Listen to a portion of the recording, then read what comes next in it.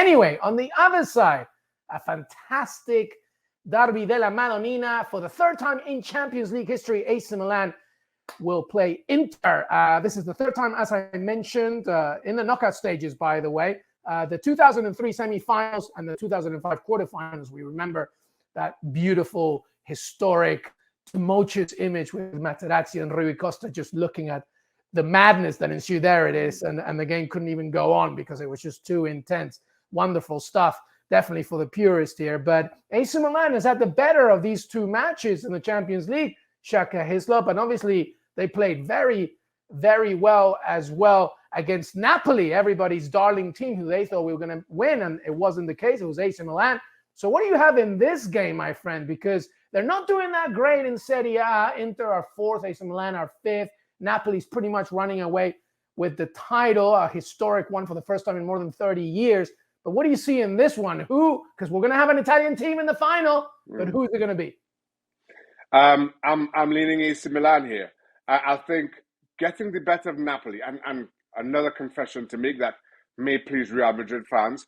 When the draw was made as to the quarterfinals and the path through to hopefully the final, I thought Napoli would cruise this. I thought Napoli were going to cruise that bottom half of the bracket. But here we are talking about AC Milan getting the better of them over two legs. Given how good Napoli have been, how consistent they have been, I thought it was a foregone conclusion. And that's just looking at the Serie A table. Then AC Milan produced that performance against Napoli in the league. Then they produced two incredible performances in the Champions League to get the better of Napoli. And I just feel that AC Milan are trending in the right direction. Inter have been a little bit more inconsistent. And while they made easy work of Benfica, never mind what game finished 3-3. Never mind that. I thought at 3-1 that game was all but over, given the first leg. So the late goals don't change anything. I thought Inter were just far better than Benfica. But Benfica are not in Napoli's class. And I think AC Milan take a lot more from it. Inter Milan as well have been far too inconsistent in the league, particularly of late, for me. So going into this one, everybody being fit, I just feel that AC Milan come into this in better condition. Yeah, I may have to agree with you on that one. By the way, Simone Inzaghi is making history as well, as obviously an Italian manager have not led Inter Milan to this far in the Champions League for more than 40 years as well. And 5 matches without winning leading up to this game. Inzaghi really needed this for Inter. But I'm with you, my friend. AC Milan at this point are looking good. And Rafa Leao, what a player. His assist, by the way, for Olivier Giroud, that ridiculous run. That was his 20th goal contribution of the season, most by any Milan player in all competitions. And I feel, Shaka, that, and sometimes in these games, in this very tumultuous, hectic, tense derby, specifically the Derby della Madonnina, you need that individual brilliance. Of course, Inter has Romelu Lukaku. Varela scored a great goal today. Lautaro Martinez, but Rafa Leao, Shaka, Hislop is somebody that can single-handedly win a game for you. Do you think that more so than ever, the individual stars are going to be needed than any other game? Yeah, without question. And those stars to play to their best form, to their strengths.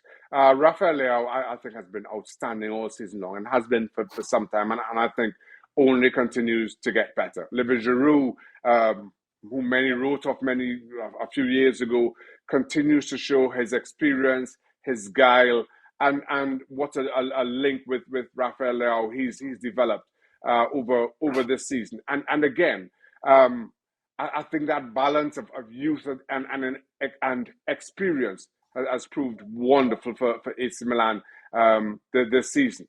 But then you counter that with the strength, the brute strength of Romelu Lukaku, who's playing with something to prove, and that understanding with Lautaro Martinez, which has developed over a number of years. Never mind the little time apart that they had, but they proved such an incredible duo. So looking at both these teams, how they match up, again, it's difficult to call. But I just feel AC Milan are the better of the two, given results of recent weeks and given that performance and how they manage the game over two ties against Napoli. That experience, that feel-good factor that beating a team such as Napoli gives you, I just feel puts AC Milan in a slightly better position. But I'll say it again: we are talking about the cream of European competition, and if there isn't debate, if there isn't disagreement, if these ties aren't hard to call, somebody has just fluked it in being here. Well said, my friend. Let's not forget Olivier Giroud as well, the first Milan player to score 5 goals in a single season in the Champions League. Zlatan Ibrahimovic also did that a while back, so that would be a big factor. And by the way, we forgot to mention in the Real Madrid-Man City game, Militao is suspended for that first leg. So we'll see how important that is. And there you have it. Real Madrid against Man City and Inter against AC Milan. The first legs will be in May, of course, for a little bit longer for you to digest. Shaka, Hislop, always a pleasure to have you, my friend. Thank you for being here. Always good speaking with you, Enemy.